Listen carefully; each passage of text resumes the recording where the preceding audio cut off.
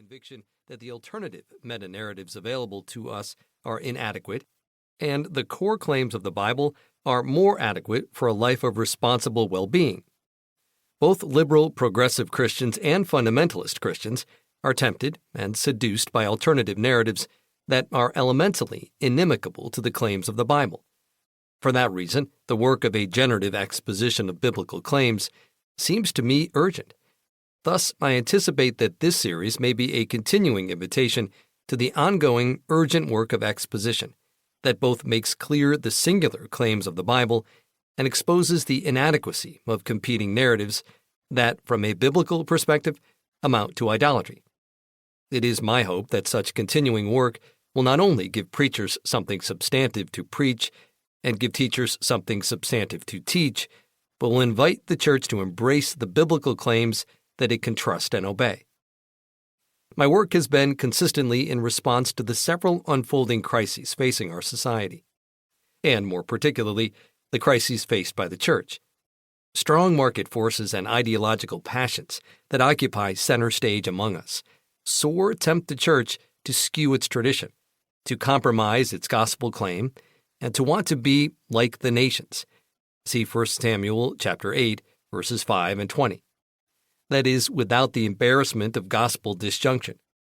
Consequently, I have concluded over time that our interpretive work must be more radical in its awareness that the claims of faith increasingly contradict the dominant ideologies of our time.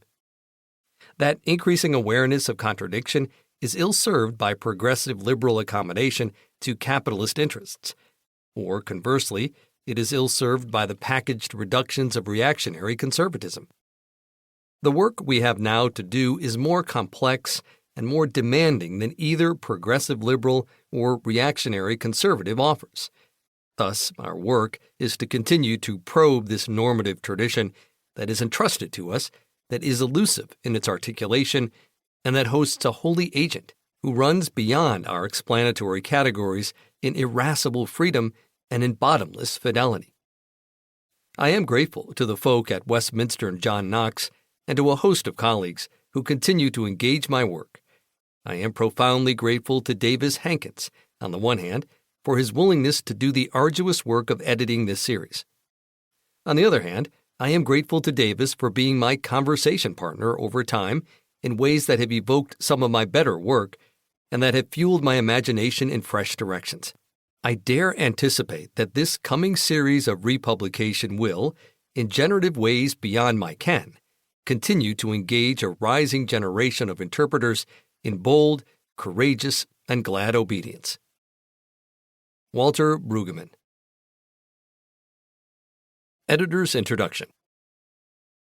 I began theological education just as Walter Brueggemann was scheduled to retire at Columbia Theological Seminary.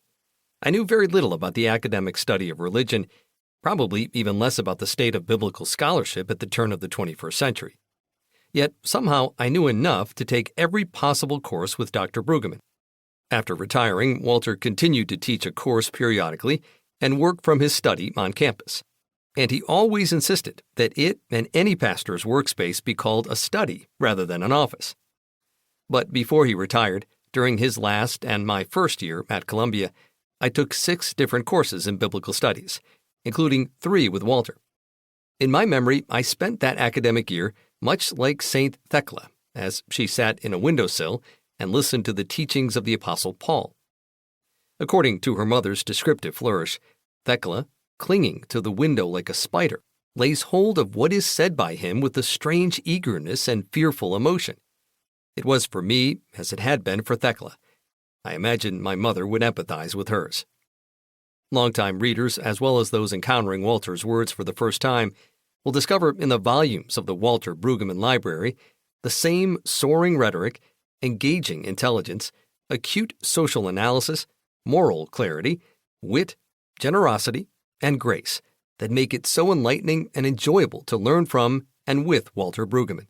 The world we inhabit is broken, dominated by the special interests of the wealthy, teeming with misinformation, divided by entrenched social hierarchies, often despairing before looming ecological catastrophe, and callously indifferent, if not aggressively predatory, toward those facing increased